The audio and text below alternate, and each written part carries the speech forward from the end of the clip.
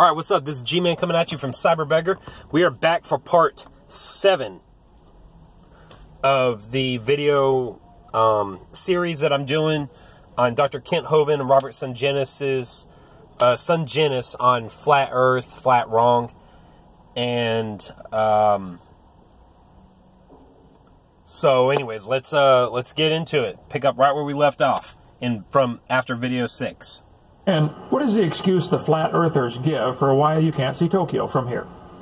Their excuse is good because basically... now keep that in mind. He says their excuse is good. Our reasoning, that means our reasoning fits the evidence. Okay? And he says this a lot. Okay, so let's try and keep track of this. I don't know if I'm going to be able to keep track of this without writing this down, and I'm not going to write it down. I don't care enough. But let's see how many times he says this. Their excuse is good. Okay. With our eyesight having to fight the haze that's in the air, you can basically only see about 27.5 miles. Beyond that, you really can't see with your unaided eye. Okay, 27.5 miles. That doesn't really make sense. Okay, so with he's saying with the naked eye, we can see up to 27.5 miles. You have a boat, and it goes off in the distance. It starts sailing away. You can't see that boat anymore after only about 5 miles. But he says we can see 27.5 miles. That's interesting. I guess that's like on the clearest of days. But the problem is the boat, it goes away. This is what perspective is. It goes away and it gets so far and it shrinks. It begins to shrink. And then it essentially gets so far from you that it becomes a speck. It becomes a dot, a pixel. Essentially a pixel, just one little dot. And then the dot's gone.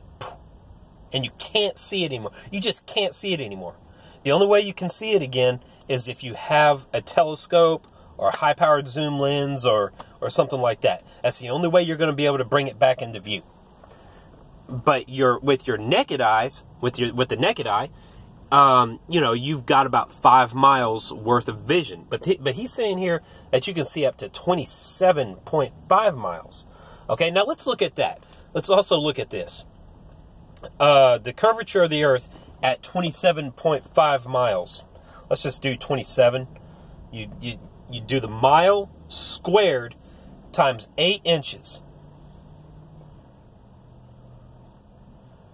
Okay, let's clear all this out.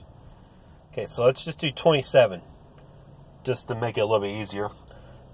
Squared times 27. Okay, times, let's do, equals, times 8 equals. Okay, now that's 5,832 inches, and then you go around the curvature of the Earth. You divide that by 12, okay, to get the number of feet. So 486 feet. So at 27 miles, you've got you go out 27 miles. At 27 miles, you got 486 feet of curvature drop. There's the curvature of the Earth. You got 27 miles, and then you go down 486 feet. So that's 486 feet below your ability to see it. And plus, you got this huge curve between you and what you're trying to look at. So you've got to look, if you're trying to look at something over here, you've got to look, that's a straight line, and the curve creates a huge bulge between what you and what you are trying to look at. So 27.5 miles, it's got to fly off, and it's got to be floating over here in the air somewhere in order for you to be able to see it. Okay? Unless, of course, we're talking about refraction and, you know, and a fiber optic, like a fiber optic cable, it brings the light right, the light hits it, and then it brings the light right back around the curve, right back up and around the curve, back to you. All right, let's get back to the video. So my point is about that whole thing, about what I was saying, 27.5 miles. You know, whatever you're looking at, you know, it's like you can't see a boat on the ocean at beyond 5 miles away. The boat just, anything, the huge ship tankers, they get too small at about 5 miles away or something like that to be able to see them with your naked eye. So, anyways. With a telescope or a good pair of binoculars, you can see past 27.5 miles, but the haze is going to catch up to you. You're not going to be able to see beyond 50, 70, 100 miles because of the density of the atmosphere between you and the object. So, to be fair, you know, and as a matter of fact, when I first started this, I used to claim that, you know, if the Earth was flat, you should be able to see from New York City to Los Angeles. But that's false, because the 3,000 miles here is just cluttered with all kinds of particles and haze that will limit your vision. Right. There's all kinds of particles, haze, dust, water vapor, all kinds of stuff between you and what you're trying to look at. And, you know, on a day that smoke, fog, smog, on a day that has a maximum amount of these particles floating in the air, it's going to be very difficult. It's going to be like going underwater and trying to look at your visibility underwater. Sometimes you mess with the dust underneath the ocean, and it will create a big cloud, and then all of a sudden your visibility in that cloud will go straight to zero. So anyways,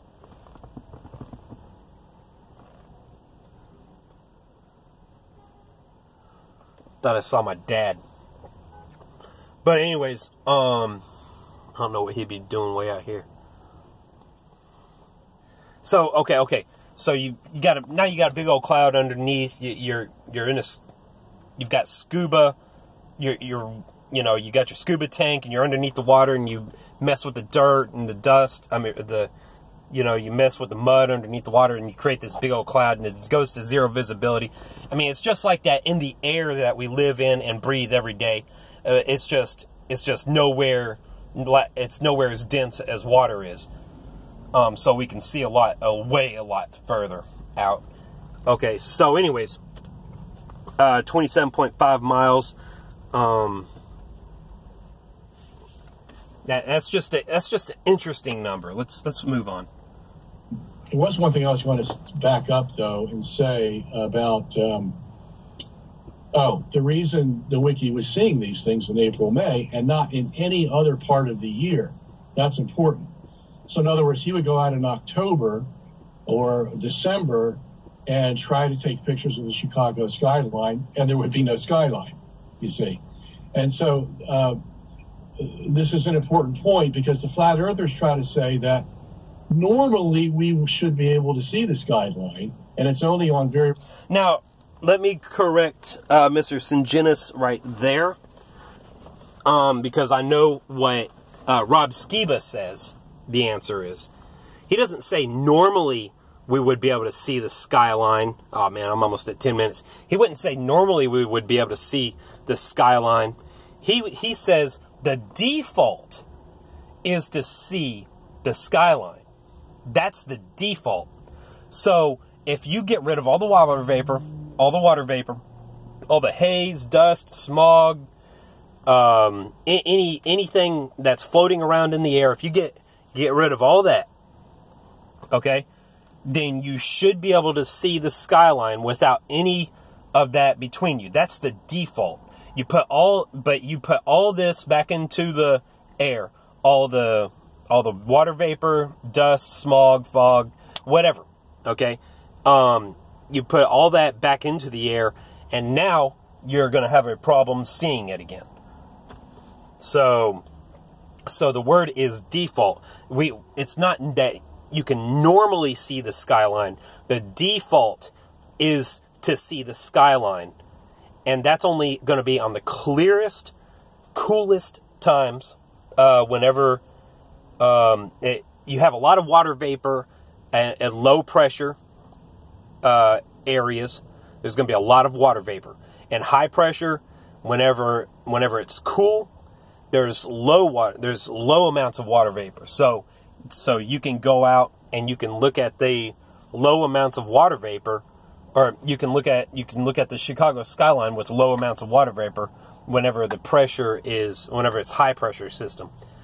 But whenever it's a low pressure system, you've got lots of water vapor and stuff floating in the air. Clouds and everything. Clouds form in low pressure systems. Okay, so there are exceptions that we don't see the skyline, but it's just the opposite. Yeah, it's just the opposite. So with all that, that's easily answered. And Ron Skiba, actually took a boat trip. Oh, I know what I was going to say. You had mentioned a Mirage. Now this is okay. We're at 11 minutes. I'm going to continue this in the next video. G-Man out. Don't want these videos to get too long. I'm going to make a full playlist of these videos. So G-Man out.